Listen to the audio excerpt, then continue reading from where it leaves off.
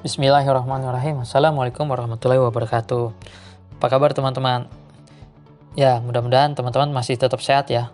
Dan juga semangat untuk bisa melanjutkan belajar menulis iklan di kelas Jago Nulis Iklan.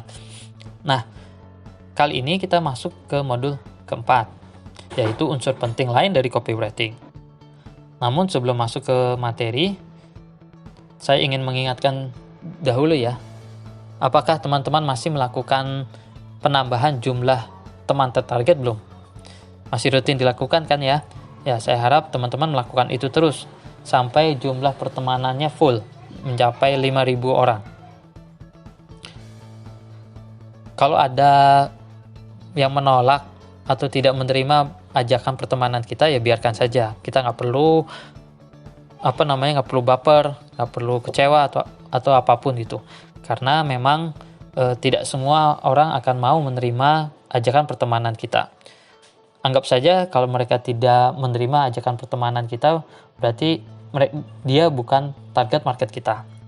Oke, sampai sini paham ya? Nah, jangan punya rasa takut juga kalau pertemanan kita itu tidak diterima lagi oleh mereka. Jangan punya rasa takut juga kalau kita merasa malas untuk menambah pertemanan tersebut. Saran saya tetap lanjutkan, tetap rutinkan menambah jumlah pertemanan kita. Nah, sekarang kita masuk ke materi di modul keempat. Tapi sebelumnya, ngomong-ngomong soal takut nih. Karena tadi nyinggung soal rasa takut, saya jadi kepikiran takut itu. Nah, dulu juga saya pernah alami kok rasa takut. Sejak kecil punya rasa takut kalau tidur sendirian. Kemudian kalau jalan di tempat yang sepi, takut gelap, atau pas di sekolah takut nilainya jelek, takut tidak naik kelas, dan segala macam rasa takut ya. Wajar ya rasa takut itu ada dalam diri kita.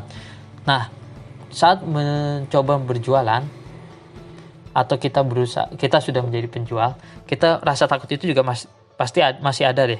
Tapi rasa takutnya berbeda waktu dibanding saat kita kecil.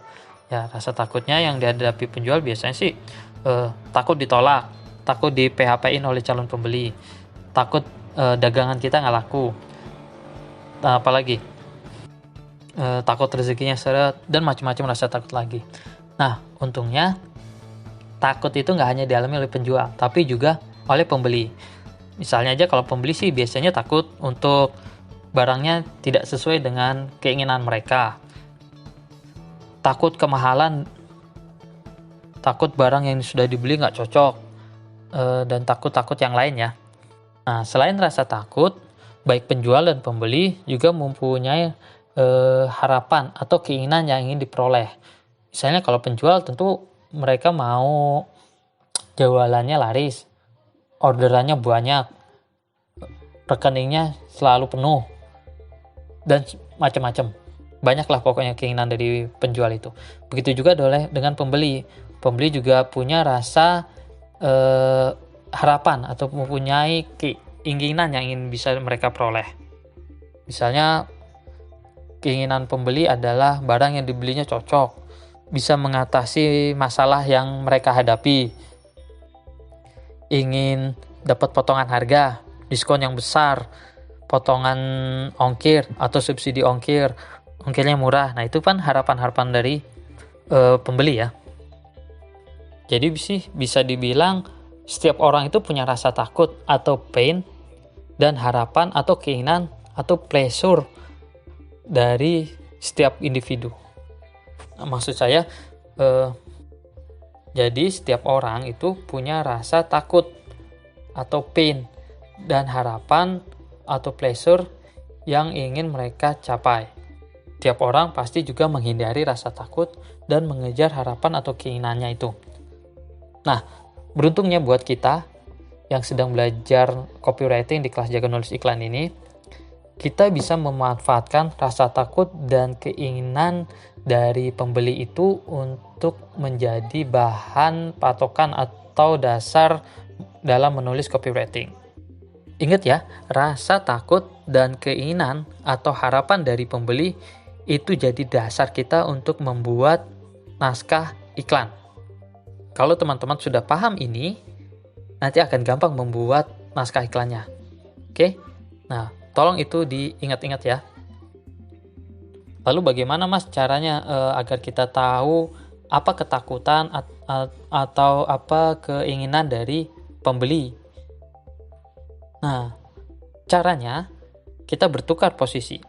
Kalau selama ini kita berposisi sebagai penjual, maka saat menulis iklan, saat menulis copywriting, posisikan diri kita ini bukan lagi sebagai penjual, tapi sebagai pembeli.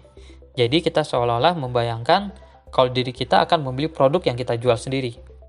Kenapa harus di posisi pembeli? Ya, kalau kita di posisi penjual, nanti naskah iklan yang kita buat justru isinya akan banyak penawaran, bukan menonjolkan manfaat apa yang ingin dicapai, manfaat apa yang akan dirasakan oleh pembeli, lalu juga apa keinginannya dari pembeli, atau masalah apa yang ingin dihindari oleh pembeli. Maka dari itu, posisikan diri kita sebagai pembeli, agar kita tahu apa ketakutan atau masalah yang ingin dihindari, dan juga apa keinginan atau harapan yang ingin dicapai oleh calon pembeli. Nah, sampai sini paham ya? Kalau belum paham, coba bayangkan begini. Sekarang posisi teman-teman menjadi penjual. Ketika menjadi penjual, teman-teman kemungkinan besar akan menulis iklannya seperti ini. Silakan diorder, yuk dipesan, kapan lagi ada cashback nih, ayo langsung pesan ini, atau ada mumpung promo murah nih. Ya itu sih nggak salah, karena memang itulah bagian dari copywriting. Namun hasilnya justru akan lebih berbeda, ya nggak salah sih cara seperti itu. Cuma ya siap-siap juga teman-teman akan merasakan sepinya order. Saya bukan menakut-nakuti ya, tapi paling nggak itu berdasarkan pengalaman yang saya alami gitu, seperti itu. Nah, coba bandingkan dengan kalau teman-teman berada di posisi pembeli. Teman-teman akan merasakan apa sih kebutuhan yang ingin diperoleh, atau keinginan apa yang ingin dicapai oleh pembeli deh, atau masalah atau ketakutan apa yang ingin dihindari oleh pembeli. Nah, teman-teman akan merasakan seperti itu. Nah, jadi kalau kita berada di posisi pembeli, maka naskah iklan yang akan kita buat nanti seperti ini. Misalnya ya, aduh, awas berat badan akan bertambah, turunin pakai ini. Berarti itu bentuk contoh iklan berdasarkan ketakutan. Nah, kalau kita pakai contoh yang seperti tadi, awas berat badan bertambah, turunin pakai ini, kita merasakan rasa ketakutan dari calon pembeli. Maka dari itu, ketika kita tahu ada masalah itu, langsung kita tawarkan solusinya, yaitu pakai ini. Nah, begitu juga kalau kita berada di posisi pembeli dengan memunculkan rasa takut. Misalnya takut takut nggak pede karena jerawatnya bandel misalnya. Nah, itu kita bisa langsung memberikan solusinya. Kan nggak pede nih karena jerawat bandel. Ini solusinya. Nah, kita berada di posisi pembeli dengan menunjukkan ketakutan yang mereka hadapi dan yang ketakutan yang ingin mereka hindari. Makanya langsung kita berikan solusinya. Jadinya naskah iklannya akan lebih enak dibaca atau diterima oleh calon pembeli.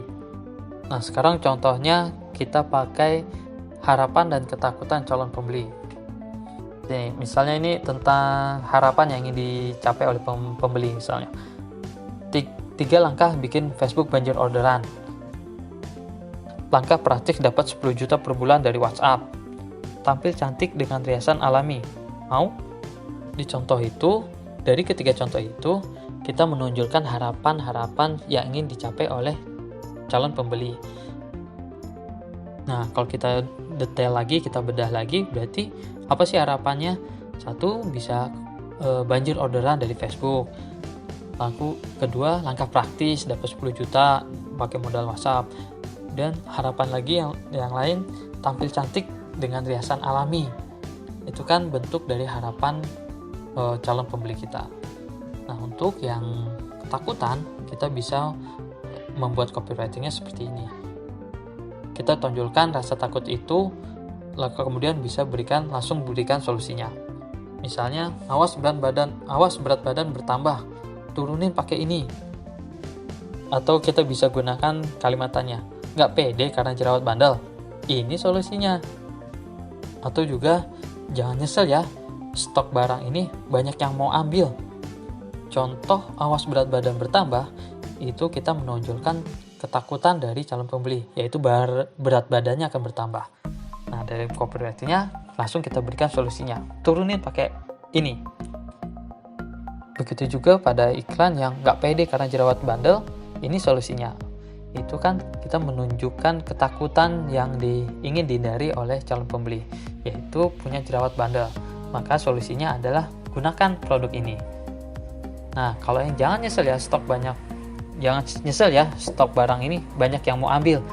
Itu menunjukkan ketakutan kelangkaan. Ingin menunjukkan bahwa barang tersebut laris dan juga membuat calon pembeli jangan nyesel kalau nanti kehabisan. Itu kan ketakutan banyak orang kalau memang barang yang laris itu dia nggak dapet. Nah, jadi kelihatan kan bagaimana copywriter dengan memunculkan rasa ketakutan dan harapan dari calon pembeli. Copywritingnya akan lebih powerful dibandingkan kalau kita hanya melakukan copywriting dengan berisi penawaran-penawaran. Nah, agar kita makin mudah untuk mengetahui harapan dan ketakutan dari calon pembeli, kita bisa membuat daftarnya itu dulu. Nah, agar kita makin jelas, makin tahu juga apa harapan dan ketakutan yang akan dialami oleh calon pembeli, lebih baiknya kita membuat daftar atau kita melist dulu apa harapan dan ketakutan yang akan mereka hadapi itu. Contoh lain adalah kalau contohnya lain kita pakai produk anak nih, produk edukasi anak. Maka kalau kita buat daftar harapan dan ketakutannya, harapannya diantaranya adalah punya anak cerdas atau pintar, punya anak soleh-soleha, punya anak mandiri, kreatif, penurut, bertanggung jawab, berprestasi, dan lain-lain. Nah, ketakutannya adalah bisa kecanduan HP atau nonton TV, susah bersosialisasi, nggak mandiri, ditangkap kurang, susah diatur, malas, takut, dan lain sebagainya. Nah, kalau sudah kita buat daftar tersebut, nanti kita akan lebih mudah untuk membuat copywritingnya. Oke, sampai sini jelas dulu ya materi tentang unsur penting lain dari copywriting.